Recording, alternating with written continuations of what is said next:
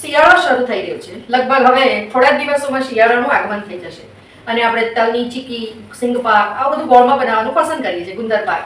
પરંતુ આપણે એના માટે દેશી ગોળ વાપરવું જોઈએ, દરેકને ખબર છે. પરંતુ શું આપણે દેશી ગોળ ખરીદ્યા પછી દેશી ગોળને પૈસા આપી અને ખાંડના ગુણો તો નથી લેતા ને? હવે પછી ચેક કરજો. હું ગોળ વિશે આટલી વાત જણાવું, પછી જ્યારે પણ દુકાનમાં જાઓ ત્યારે ગોળની આ બાબત ધ્યાનમાં રાખીને પછી ખરીદજો. પહેલા તો દેશી ગોળ જ આપણે ખરીદીએ છીએ, બધાને ખબર છે દેશી ગોળ વધારે હિતાવ છે. પણ દેશી ગોળમાં બી જેટલો કલર એનો ગોલ્ડન હશે એ ગોળ લેવો હિતાવ નથી. ગોળ હંમેશા દેશી હોય એ કાળો જ હોય, એ ક્યારેય ગોલ્ડન હોય નહીં.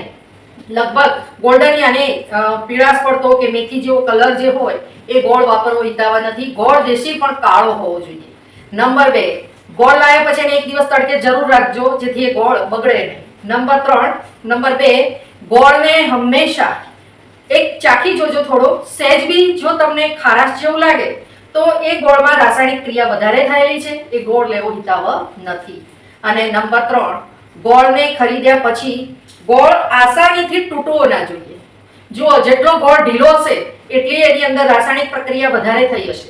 પરંતુ જેટલો ગોળ કાઠો હશે, આસાનીથી તૂટવો ન જોઈએ, તો એ ગોળ લેવો વધારે હિતાવ છે. કારણ કે એ હંમેશા શેરડીનો જે રસ છે એને ગરમ કર્યા પછીનું પ્રથમ સ્ટેજ હોય છે અને એ ગોળ ખરીદવો વધારે ફાયદાકારક છે.